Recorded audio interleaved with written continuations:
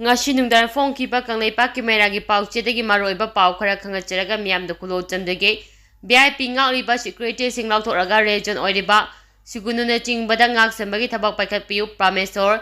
kalu anigi irang achina kham thengna so alaba Kaksing district ki manung sana lariba sugunu amadi cherangna chingbada khunjak sing ngak senaba lariba security force sing laingangna mathang lokthokpagi khongjang ama changchilakliba ase tokpiu security ki awapa lairagana VIP ngak seliba security sing lauthoraga khongafagi thabak tawhalu haina sugunuda laiba social activist khaide permission phongdorakri mahna makhatan hai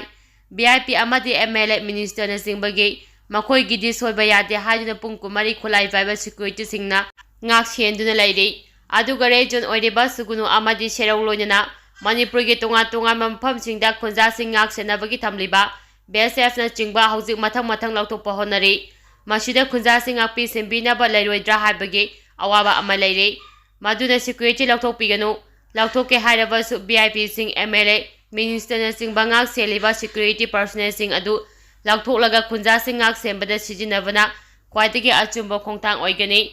machi minister na thaba oina pangthongnaba honnabiu hairi mahna makhatan hai hauji sugunu amadi serauda lariba maira paibi ima ibel singna ahing nungthe animakta khongak pagi thabak tawri chela asida sugununa chingbada combing operation tawgani haibagi mi paiba amasu khunja singda puale khungapa khunja volunteer singda ninghanaba ama puanbagi maram oire maduna sugunu amadi serongna chingba region oiriba khosing asida security matik chana thambiduna ngak sambagi thabak paikhatpiu hairi Sangaithel da Yum chama sumni panki manungda yum chama rom chawna ama ta thokhibadagi leipham leitabagi awaba mayuknari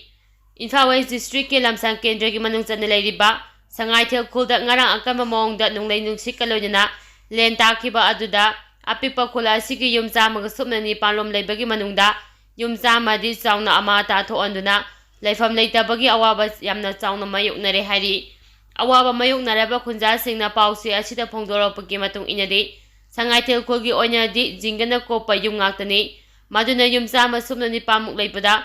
yum chama rom lena fudabadagi yum thakkubliba jinga amata lawba yadana yamna chawna ama ta thoklei hauji leipham leitraba khunja sing laikai sigi community hall da changjafam lawduna leiri aduga yumgi saruk khara soklaga saruk khara soogdaba mafamda thaijinaduna yamna awaba phibam amada leiri Sangaithel gi hauji oireba phibam asiga mai leina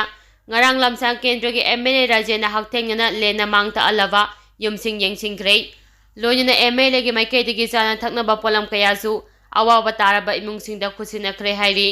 ngasi nungthi pung taragani torum taba matamda Imphal West ki SDC na chingba laktuna mang talaba yumsing hakthena yengsingkrei loina manipur langa ki maikaidagi pangba yaba mating pangani habagi thajabasu phongdor amle hairi mayai oirapna nongchuraba yari India Metropolitan Department na kangalapagi matung ina ngasi chu manipur yauna baraki awang nung polamdam chingda mayai oirapna nongchukigani hairi pawasin hai nongchurapa asida atema matamgi oina akamba nongla nungsi chilakpa yai maram aduna miyamna lantum amadi malchang sing ama ata thokkana ba mangjongna chexing tharong lakhotpiu hairi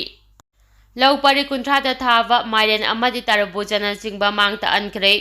ngara nungthin nonglai nungsi kalonina akama mawngda len takhiba aduna maram oiraga Bishnupur district ki moirang kendra ki manung chana leiba Sunusi phai fubala naransina chingbagi laupari kunthra romda thaba tarabuja mairen chujana singba pura mangta ale hairi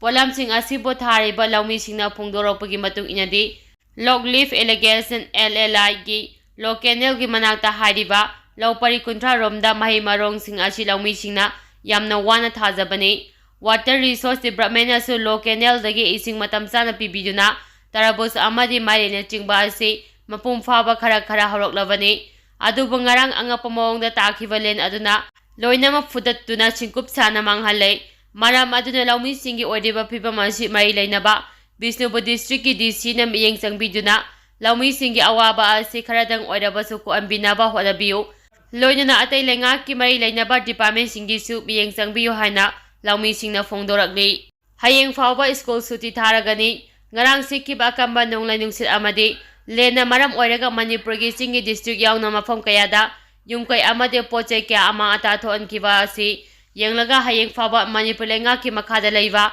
mahai tamphamsing amadi lamdam asida leriba Central School sing yauna chuti oiragani haina Education SK Director M Nandakumar na ngarang thokpa chiro amana khangalakli Party gi ming sijinaduna sel khairamba ama wakal taminakre KCP Nongdreng Krombagi ming sijinaduna miyamdagi sel khairamba miyoi ama lup aduge larmi singna faraba matung warakre hari Pawasin hai Luki ming sijinaduna miyamdagi sel khairamba miyoi adugi maming Laisram Gulsan Apopa Laisram Rajen Kongba Laisram Laikadagi ni hari Luki ming sijinaduna miyamdagi lana sengkai thumkai tawasing amata lup asina lemna tharoi hari Operation da khulai kya fagale Indian Army amadi Assam Rifles ke apuma combined force na Kampopi amadi Bisnupur district ke Aimol amadi Irengbang khulda coming operation chathaba matam da khulai kya phagappangamle haina police ki paw aman hairi pawasin hai mafam ani da chathakiba operation aduda 9mm ki carbine ama 9mm pistol ama hand grenade manga tunga ba nomai maru na chingba kaya recover tawba ngamle hairi Pagalaba khulai sing asi mari leinaba police station sing da khusinakre hairi Arambai tingol gi thami sing na jinga gi maman hena yondana wa jinga yom from da hakting na yingsingkre pose gi maman hena yondana wa sukhanga lagli Manipur da amukta thokhidre ba maungda ngara nungthi akanba nongna ningsit marakta len takhiba duna maram oiduna Manipur gi tunga ba mafam singda yung kai kaya manghanta an ki badana tana mahi marok manama sing kaya pak sauna mangta an kre Jingana kupa yum sing kahena amata thokhibadagi ngasi ayuktagi hauna Imphal gi jinga yomba dukan singda jinga lainabagi damakta miyamna queue lepna kre Serak asida jinga yomba dukan kharada hanagi mamandagi hena yole hapagi paw miyamna ngangnaba tarakpadagi Arambai tingol gi thami sing chatuna hakthengna yingsingkre Arambai tingol general headquarter gi maru aiba thami oiriba Sonamani amadi sunina luchingba Tim amane Imphal West ki leipham khunau da leiba achobo jinga gi godown amada chatuna hakthengna yingsingkre Arambai gi thami sonamani na social media gi khuthangda miyam da phongdokhibadi jinga yoliba singna hanagi mamaldagi hena yonbiganu awa ana taraba singda lafam thokpa hanagi mamal aduda adumak jinga pibiyo haina su appeal tawki loina makhata na Arambai tingolna jinga yoliba mafam singda koina chatuna niyam chamna mamal hendana Jinga yolibra haibadu yingsingkhigani haina su phongdoki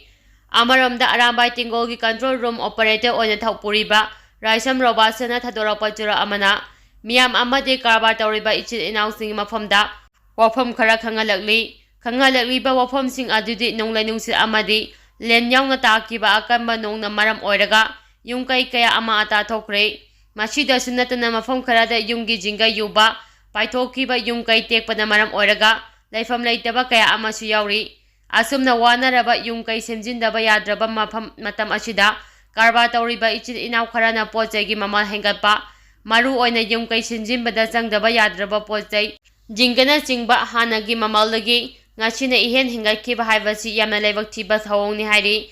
chiro asina makhata na hai karba tawriba ichil inaw singna aigi te khalaga sendong khakki khalaga thabak tawbiganu awa ana tariba miyam punamaki mi chilaga Arambai tingol gi maikaidagi wafam kharasu thamlapli ba wafam sing adude karigumba Arambai tingol na haijariba asigi ona tainabada poche gi mamal hena yoramlabadi kaidawnungda tumina khak laithokloi masida thorakpa afafatagi data adu masa na pujagadabani haiba wafam chu thamlapli